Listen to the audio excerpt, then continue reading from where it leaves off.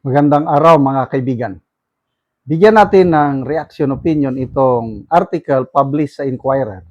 Title, Philippines Reviews ICC Cooperation After US Call to Dismantle Tribunal. Palas. Itong si Anticlair Castro, nagsalita kaagad nung mag-announce yung US government sa intention nila to dismantle yung ICC, brick by brick, sabi. Sabi niya, Pilipinas, hindi kasali dyan sa sanction na yan, o ano, hindi tayo kasama. O ano ngayon? Itong Anticlair talaga hindi, salita ng salita, hindi niya pinag-aaralan ng ano. O so ngayon, hindi tayo apektado. O ngayon, pinag-aaralan na yung pakikipagtulungan sa ICC. Ibig sabihin, apektado tayo. Ano ba yan, Anticlair?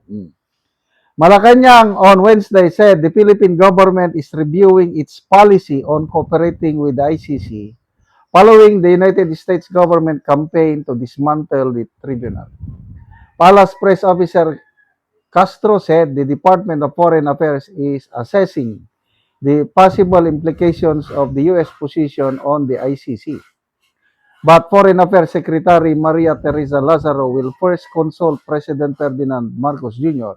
before announcing the government's official stance. Ganyan ba? Itong si Anticlair, pabara-bara, sabi niya, hindi tayo apektado, hindi tayo kasali. Wala tayong dapat alalahanin. Dapat maingat si Anticlair pagsasalita. Yung pala, dapat ang magsalita dito ang Department of Foreign Affairs and the President himself. Yung kanya, sagot kaagad para lang may sagot. Sabi niya, hindi tayo apektado. Anong hindi apektado? Nagsalita na ang amo. Ang mga bansang makikipagtulungan sa ICC, mag-isip-isip kayo. Kung nakakatanggap kayo ng assistance sa US government, mag-isip kayo. Diba? Kasama tayo doon dahil nakakatanggap tayo ng assistance sa US government. Dahil ang foreign policy ng administrasyong ito nakadikit sa US. As simple as that. Ano ba to? Sabi niya, for now, the possible implications are still being studied. We are also examining what impact this may have on the implementation of our laws. Sabi niya. Castro declined to directly answer whether the review could affect the Philippines' ongoing cooperation with the ICC in cases related to former President Duterte pending President's announcement. But since we are pursuing justice for our fellow Filipinos who were allegedly victims of brutal killings, this is not something that the government can simply disregard. Whatever the outcome of the ICC cases may be, if the President believes it will bring justice, it should bring justice not only to the alleged victims but also to those who may be considered the respondents.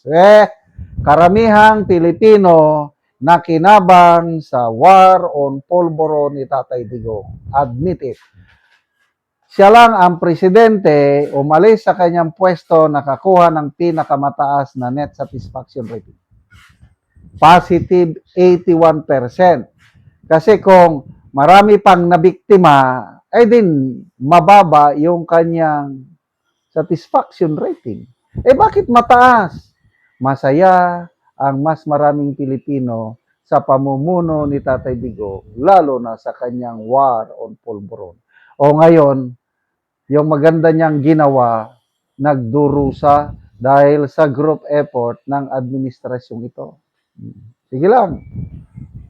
Ilang libo lang yung sinasabi niyong respondents versus millions na nagpasalamat na karamdam ng katahimikan, kapayapaan panahon ni Tatay Digong. Ngayon, wala na.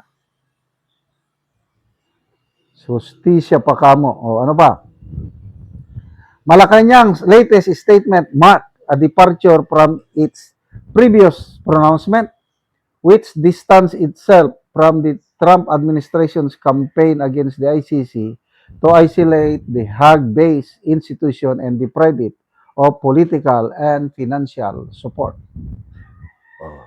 In a video message on Monday, U.S. Secretary of State Marco Rubio said the campaign includes stepping up sanctions against foreign bureaucrats who constitute the court.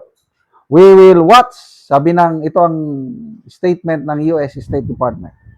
We will watch with interest which nations join ranks with us against this threat to Americans who are willing to risk their lives to protect others. Sabi niya, oh, yun.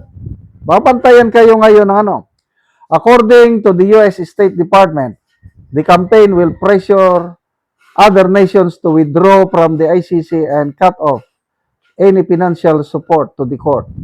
It also warned that nations that refuse to reject the ICC's false authority while relying on U.S. assistance are likely to come under increased scrutiny. Dito tayo pasok dahil nakakatanggap tayo ng kaunting tulong sa US. Aminin nyo yan. Tapos, nakikipag-cooperate sa ICC na considered mortal na enemy ng US. Sige kayo. Ano, Auntie Claire? Sabihin mo pa na hindi tayo apektado? Apektado tayo. And then, hopefully, many years from now, brick by brick, sabi nga, madismantle itong ICC. So, anong mangyari kaya sa ating Tatay Digong? Kung wala nang ipasweldo sa mga gwardiya na nagbabantay doon sa detention facility, wala na silang pagkain, wala nang pang-aircon. O di, hopefully, magkaroon ng milagro, i-release nila si Tatay Digong natin. Salamat mga kaibigan sa inyong pagsubaybay sa channel nito. Nakakatulong kayo ng malaki sa tribong Talanding ng Bukidnon dahil ang income natin sa channel na ito is pantulong po sa tribo. Namimigay tayo ng libreng yero at pako para makapagpatayo naman sila ng mas maayos na tirahan. Panoorin nyo ang video nito. Anak ko diri sa balay ni Uncle Roger Binhira nga taga Barangay Tikalaan, Pork Tres, San Alahay, Talakag, Bukidnon. So muna ni ang itsura sa iyang atop nga mga dagko na og buslot og muna ni ang iyang atupan karon. Pulihan ni karon niya sa gitabang sa iyahang yero. So kini si Uncle usa ni siya ka balo.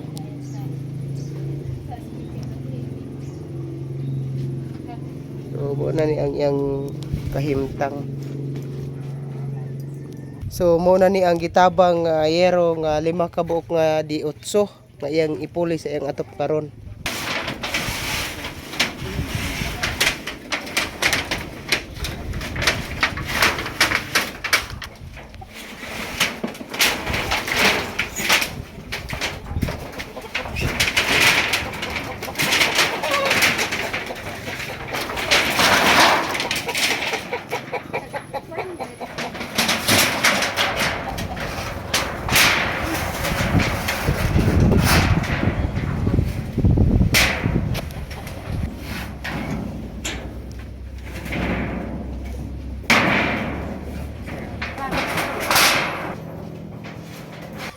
Ug karon humanagid sa pag-atop ang ginatabang nga yero.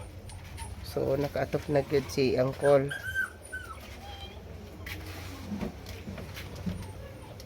Salamat sa Ginoo nga nakatop na gid ko sa akong kusina nga gaulan ha.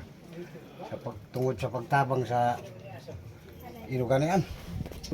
Pagtabang sa sin. So pila na to ka tuig Col ang imong atop nga yero nga mabuslot na? Badlo 20 na katuig ang akong atop na sin nga buslot na. 20 na to ka tuig. Oo, so nga naman Col sulod sa 20 na ka tuig wala gid ka nakapuli og atop. Wala ko nakapuli sa akong atop tungod sa akong mga bata nga eskwela. Tungod lagi sa kalisod na inayom-ayom tanan ang pangita. Pag yun yung natabang para sa ako Salamat yun kayo sa Ginoo. Salamat kayo, Col.